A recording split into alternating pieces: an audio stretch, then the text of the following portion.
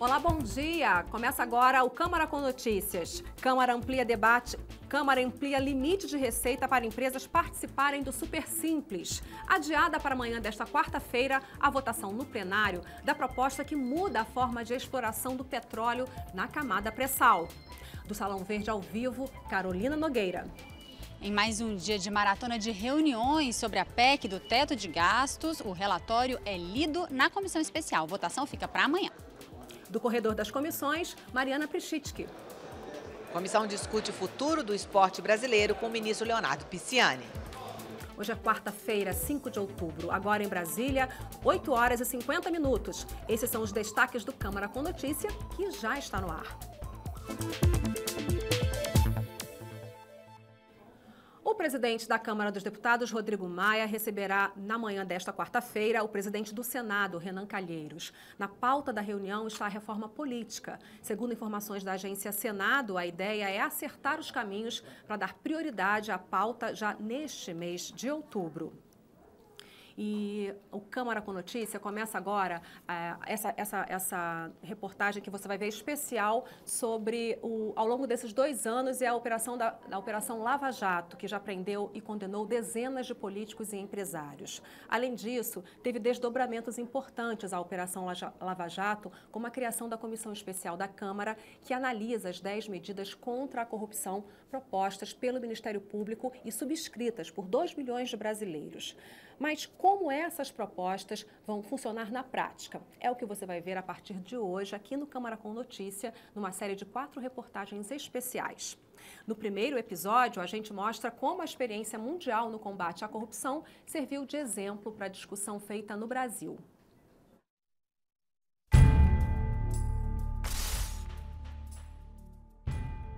Quando a gente olha as 10 medidas, elas parecem ser um todo só, um conjunto único. Mas vamos aprofundar um pouco essa discussão, né? Elas são 67 artigos que querem fazer mais de 100 mudanças. A maior parte no processo judicial. A simples demora já é errada. Justiça lenta, justiça tardia é justiça nenhuma. Mudar, sim, mas as 10 medidas não são consensuais. É uma coisa absurda, uma coisa pré-medieval. Nós vamos explicar alguns pontos desse conjunto todo de mudanças judiciais. Nós separamos visões a favor e contra cada uma delas. O primeiro desses pontos atende por um nome em latim, habeas corpus, ou se preferir, simplesmente HC. Na teoria, ele serve para garantir a qualquer um o direito de ir e vir. Na prática, ele teria virado alguma outra coisa. Por exemplo, o caso Satyagraha, o caso Castelo de Areia, o caso Sandal, que o colega Deltan atuou diretamente, a Operação Boi Barrica, dentre outros casos que foram anulados no Superior Tribunal de Justiça por intermédio de habeas corpus, mesmo todos os réus estando soltos, inclusive num caso o réu foragido. Diogo é autor de um estudo que concluiu: isso beneficia principalmente os investigados com dinheiro. O Ministério Público argumenta que o instrumento deve voltar a ser o que ele era lá no início, apenas a garantia do direito de ir e vir.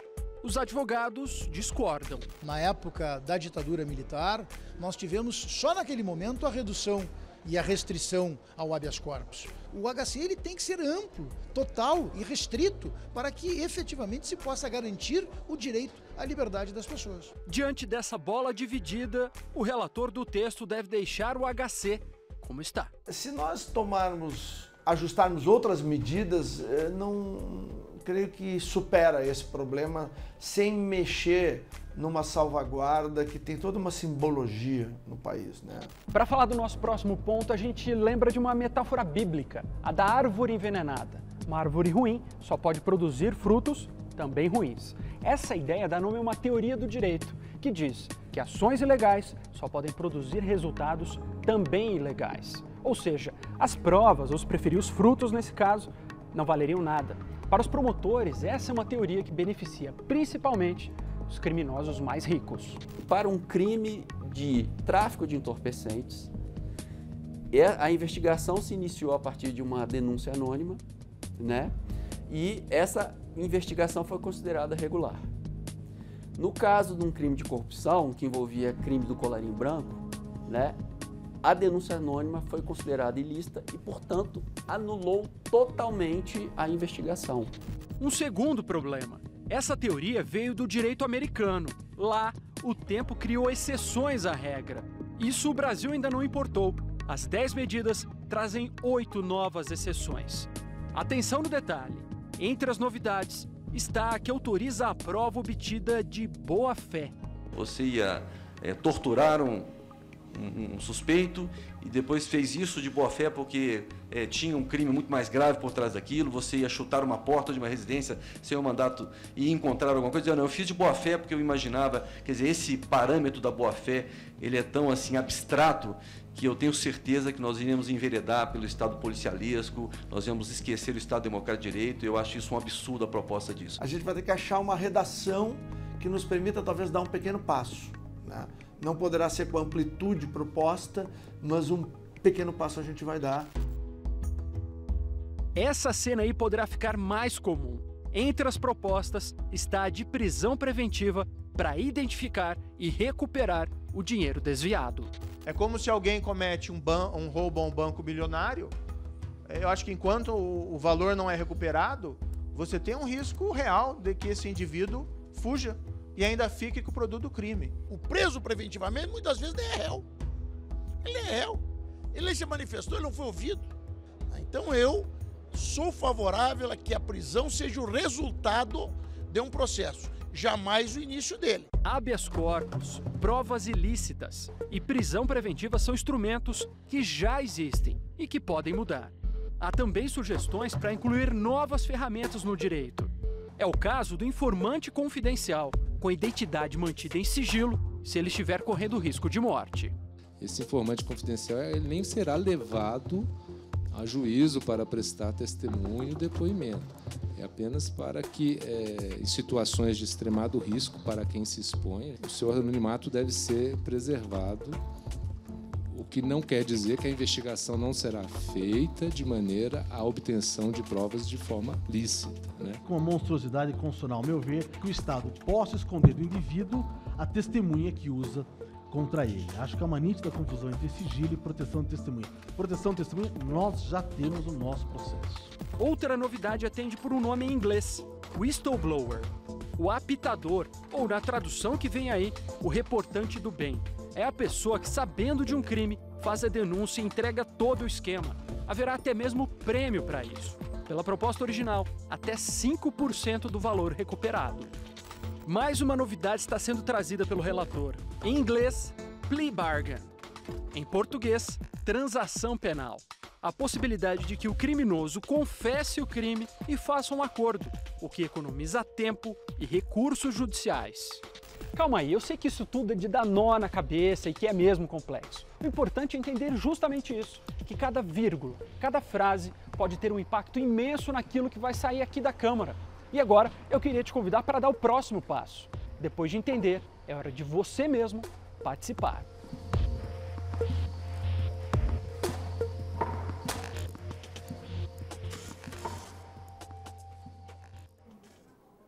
Olha, e se você ficou curioso para saber o que significa ampliar as preclusões de alegações de nulidade, isso quer dizer que mais pedidos para anular atos de processos na Justiça poderiam ser recusados pelos juízes por terem sido feitos do jeito errado ou fora do prazo. A partir de amanhã, nós vamos explicar em detalhe as 10 medidas contra a corrupção que estão em análise aqui na Câmara. Não perca!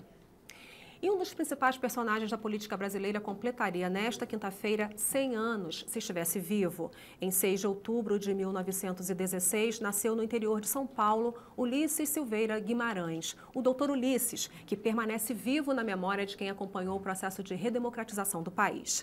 Ulisses morreu num trágico acidente de helicóptero em outubro de 92, em Angra dos Reis, no litoral do Rio de Janeiro. Mas o legado da passagem dele pela vida política do Brasil continua e parece aumentar a cada ano.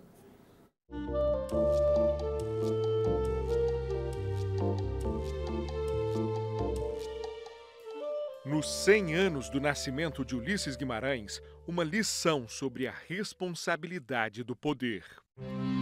Para muitos, Ulisses Guimarães pode ter sido um dos melhores presidentes da República que o Brasil nunca teve. Na presidência da Câmara dos Deputados, por 3 vezes ao longo de 11 mandatos por São Paulo, Ulisses teve mais destaque do que muitos que de fato chegaram ao topo do poder político no país. Ulisses, que durante o governo de José Sarney exerceria a presidência da República como interino em várias oportunidades, foi muitas vezes visto como uma espécie de presidente informal do país. Porque sem ele, campanhas políticas que fizeram o Brasil sair da ditadura para a democracia não teriam o mesmo impacto. Não teriam, pelo menos, a mesma cara. A cara dele, o defensor da anistia, o senhor diretas, o homem da Constituinte.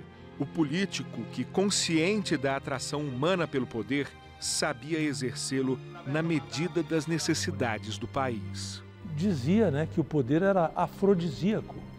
Portanto, o poder tinha características muito estimulantes, que ele não abria mão de forma nenhuma. Ele nunca negou isso, foi muito transparente sempre em relação a isso.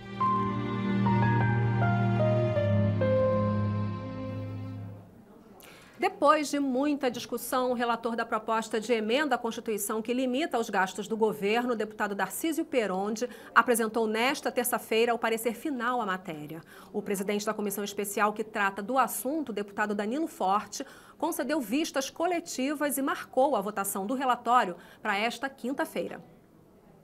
Pelo texto apresentado, os gastos do governo federal pelos próximos 20 anos ficam limitados à variação da inflação medida pelo IPCA, o Índice de Preços ao Consumidor Amplo, acumulado até junho, nos 12 meses do ano anterior. Este indexador poderá ser mudado por meio de um projeto de lei complementar apenas no 9º ano de vigência do novo regime, para passar a valer do 10º ano em diante. Isso a partir de 2018. No ano que vem, o teto de gastos será reajustado por um valor fixo, já determinado pela PEC e mantido pelo relator, 7,2% das despesas primárias feitas nesse ano de 2016. Traduzindo esses números, os gastos feitos pelas próximas 5 administrações federais serão corrigidos apenas pela inflação, sem qualquer aumento real que possibilite o crescimento de investimentos em áreas como saúde e educação, por exemplo. Na hora que eu digo que o orçamento vai ser congelado pela inflação, isso é aumento vegetativo. Isso significa que a política de salário mínimo acaba, que o dinheiro da saúde vai reduzir drasticamente. Tudo que era piso virou teto. Então, seja no investimento em infraestrutura, por exemplo, que gera muito emprego, seja nas políticas universais de saúde e educação, nós vamos ter fechamento de hospital, fechamento de posto, fechamento de vaga de universidade, nós vamos ter paralisia de programas sociais como Bolsa Família, como Minha Casa Minha Vida, porque não tem como aumentar investimento. É taxado pela inflação, porque isso, de fato, não cabe na matemática. Os partidos da oposição ao governo Michel Temer fizeram o que puderam para ganhar tempo para discutir todas essas mudanças antes delas serem votadas. O deputado Alessandro Molon, da Rede do Rio de Janeiro, apresentou um requerimento de retirada de pauta da PEC, alegando que não houve tempo para se ouvir a sociedade civil. Depois de muita discussão, prevaleceu a vontade da base do governo. O requerimento de Molon foi rejeitado por 15 votos a 7. Outro requerimento, que também adiaria a leitura do parecer, teve o mesmo destino. E assim, o relator começou a leitura de seu parecer de 70 páginas. O Brasil tem pressa. Existe uma penúria fiscal. O outro governo gastou muito mais do que arrecadou e foi ao mercado para se endividar. Não bastaram as contribuições dos impostos, eles foram no mercado e a dívida bruta explodiu e levou à depressão econômica. Esses são argumentos mais do que suficientes para passar. A PEC do novo regime fiscal e a reforma da Previdência. Uma depende da outra. Os pulmões e o coração. São dependentes. Então, se não houver, se não acontecesse, seria o colapso fiscal. 2 a 3 anos o governo passa a não ter dinheiro para pagar os aposentados, os funcionários, pagar a educação, pagar a saúde. Por quê? A situação é tão grave. Por isso que o governo Michel teve a coragem de colocar na Constituição Outros governos, eu estudei pelo mundo afora, fizeram um projeto de lei e outros com bom relacionamento até sem projeto de lei. A situação é tão grave que o Brasil pode entrar em penúria fiscal e insolvência que nós constitucionalizamos isso. Agora, para falar sobre as votações no plenário, eu vou chamar a repórter Carolina Nogueira, lá no Salão Verde. Bom dia, Carol. Bom dia, Vera. Vamos continuar falando primeiro da PEC 241, que teve ontem essa leitura do relatório lá na comissão especial. Hoje continua essa maratona de reuniões da base de apoio ao governo, na tentativa de convencer, de conversar com todos os deputados sobre a importância da aprovação dessa PEC 241. Hoje são esperadas 8 reuniões ao longo do dia. É sobre esse assunto que a gente começa conversando agora com o deputado Bongás, que é do PT do Rio Grande do Sul, o deputado Carlos Marum, que é do PMDB do Mato Grosso do Sul. Então, essa agenda de hoje tem mais um montão de reunião. Já está marcado também para domingo uma reunião que vai participar o próprio presidente Michel Temer. Deputado Bongás, o senhor acha que essa matéria já está pronta, madura para ser votada na comissão especial e no plenário na semana que vem? Com certeza não. E é bom que a gente diga o nome dessa PEC. A PEC é 241, o número. Mas o nome é PEC da Maldade. PEC da Maldade. E olha, vai acontecer a votação na comissão no dia em que Ulisses Guimarães completaria 100 anos de idade. Eu imagino como é que o PMDB deve estar. Ulisses Guimarães, que na Constituição de 88 é o nosso homem mais agraciado por todos na garantia de direitos na Constituição. 100 anos de vida no dia de amanhã. E neste dia, o PMDB, eu acho que não do Ulisses Guimarães, o PMDB agora do Temer, que assume sem voto e tira direitos. Pasmem. Nós vamos tirar durante os 5 próximos governos, que vão ser eleitos pelo povo, eles não vão poder mexer, porque está na Constituição. Nós estamos rasgando a Constituição do Ulisses, colocando lá dentro que salário de trabalhador, que dinheiro para a saúde, dinheiro para a agricultura, dinheiro para a educação, que é remédio, posto, universidade, escola, enfim, é tudo que nós precisamos para o povo. Isso vai ficar congelado. Bom, vai mexer nos juros para os banqueiros? Não, isso não está na PEC, porque é para tirar do pobre, para colocar no juro do rico, para bancar banqueiro. É isto que é a PEC da Maldade 241. Nós vamos fazer de tudo para que ela não passe, porque isto é violentar a população brasileira. Deputado Carlos Marum, tem alguns pontos polêmicos, por exemplo, tem gente falando que a política de reajuste do salário mínimo vai ficar comprometida, dinheiro para saúde e educação. Você acha que esses pontos já estão esclarecidos? Antes de mais nada, não obstante o respeito que me merece o deputado Bongás, maldade foi o que fizeram com o Brasil, nos levando à necessidade de tomarmos medidas drásticas, no sentido de que o Brasil tenha pelo menos a perspectiva de recuperar um caminho de crescimento, um caminho de desenvolvimento que permita uma geração de empregos, que permita efetivamente a recuperação da dignidade nacional. Então essa não é uma medida boa, ela é uma medida necessária, ela é uma medida imprescindível. Não há como continuarmos, como o país continuar sendo administrado como se o orçamento fosse infinito e como se dinheiro chovesse em cima do nosso país. O país tem condições de ser um país rico, mas o crescimento poderá se fazer, obviamente, em cima de um clima de responsabilidade fiscal. Nós estamos estabelecendo um teto para o crescimento de gastos, pisos, né, para a educação e para a saúde, e aí vem outra coisa, a transparência. Deputado, eu preciso encerrar a entrevista porque a sessão extraordinária do plenário acabou de abrir e a gente tem que transmitir a sessão de lá. Eu lamento, a gente tem muito que conversar aqui, mas a gente volta ao estúdio com a Vera. É isso mesmo, essa edição do Câmara com Notícias está chegando ao fim. Nós podemos voltar a qualquer momento durante a nossa programação com mais informações para você. A gente vai agora acompanhar direto do plenário Ulisses Guimarães, a sessão extraordinária da Câmara dos Deputados. Um bom dia para você.